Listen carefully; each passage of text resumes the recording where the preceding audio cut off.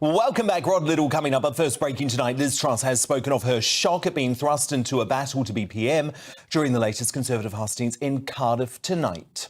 Frankly, it wasn't a contest I wanted, and I think everybody was quite caught by surprise when it happened.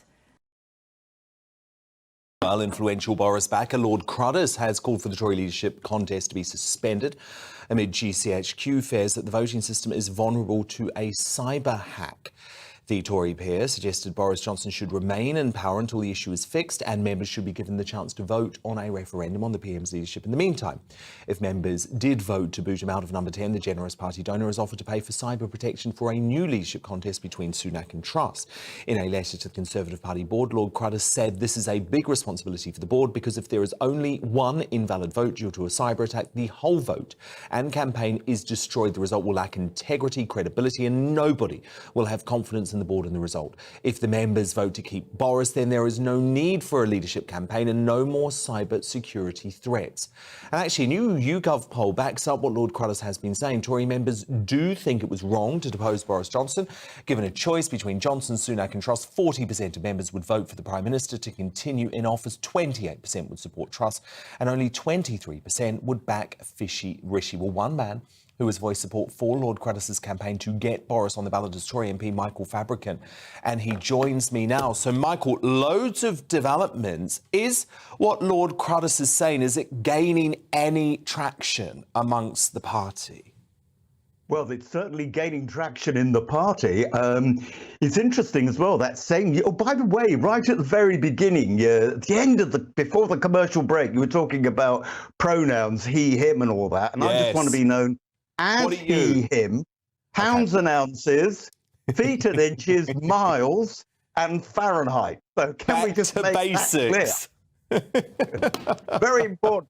Anyway, back to your question. Yes. And yeah, if the party had anything to go by, then they would certainly want Boris on. And it's interesting that that same YouGov poll said, and I'm just reading it here, that 53% of Conservative members think that the party was wrong, the MPs were wrong to get rid of Boris, and only 41% said they were right. And this was a real example, I think, of MPs being completely out of touch with the party. But will we get Boris on? I don't know. I don't think Boris wants to be on now. I think he's beginning to think of all the zillions he'll make on the lecture tour. You know, I think Theresa May made something like £1.5 million or £2 million last year doing lectures. Well, if Theresa could do that, can you imagine what Boris would make? No, indeed, obviously. And look, there's loads of offers being thrown his way already. But Michael, you were loyal to Boris until the end. I obviously know you're initially backing Penny Mordaunt. You've now thrown your weight behind Liz Truss. But it's interesting because it feels to me, Michael, that you are one of the only MPs who remain in touch with your party membership. Well, I think that might be because, you know, before I became an MP, I did volunteer work for the party, but I wasn't actually a party apparatchik. I'd never been a special advisor. I'd never been a councillor. And in fact, I was in a completely different business altogether in the broadcasting business. And, you know, I work with volunteers and I know how they feel. And they feel betrayed by so many members of Parliament. And it's going to be a tough one. I was listening to what you were saying earlier on. And although, you know, Liz Truss has got a fantastic track record as not only as Foreign Secretary, not only doing those foreign trade deals, but also being a very, very enlightened Lord Chancellor and Head of Justice, it's going to be a tough one. We'll have been in office for what, 14 years? Yeah. It'll be our 5th or 6th term. I'm losing count. But we've got, of course, Starmer on our side. You'll bore everyone to pay. But and no one wants him. No one wants him as Prime Minister. No, but the terrible situation would be this coalition from hell, you know, the minority Labour government from hell, backed up by Scheme Sturgeon, who would demand an independence referendum too, backed up by the Lib Dems, who would demand a proportional representation, backed up by the Greens, who would demand something like, you know, net zero by 2030 and plunge us into economic chaos.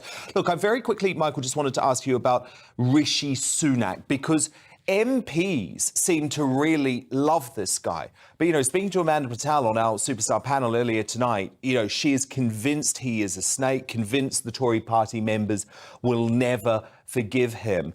How do you think the party is going to deal with Rishi Sunak? It looks like he's going to lose. Is that the end of his political career? Will he ever be forgiven for the way that he betrayed Boris Johnson? Well, you've asked a lot of questions there, and so you say you want a brief answer. But I'll tell you what, first of all, I think it's a good example, actually, of MPs being out of touch. I think they were backing Rishi to begin with. Don't forget, he got the most votes, so he only got about a third of all the total votes, compared to something like 65% that Boris got when there was a leadership election. But they were backing Rishi more than anyone else, I think, because they thought they were onto a winner. But I can tell you, and we know anyway from the YouGov polls, that actually he's not going to be a winner. It's very unlikely anyway. We mustn't, you know, count our chickens before they're hatched. People don't like disloyalty. MPs might think, you know, oh, it's just politics, but actually the people who are members of our associations, they don't like disloyalty. They know that Rishi made two big mistakes, in my opinion. One was resigning and actually precipitating the whole crisis. And second, on the very day that Boris was forced out, he came out with the most incredible video, which must have taken months to produce on the very day. And you would think that anyone but he'd just done it in 24 hours. We're just meant to believe he'd just done it in 24 hours. Oh, and it was just a complete coincidence that he registered the Ready for Rishi website, Michael Fabricant, just a couple of days after the photo emerged of Boris in the back garden. And you know what, Michael, I'm not making any accusations, so I'm going to be very careful. But we don't know who took that photo.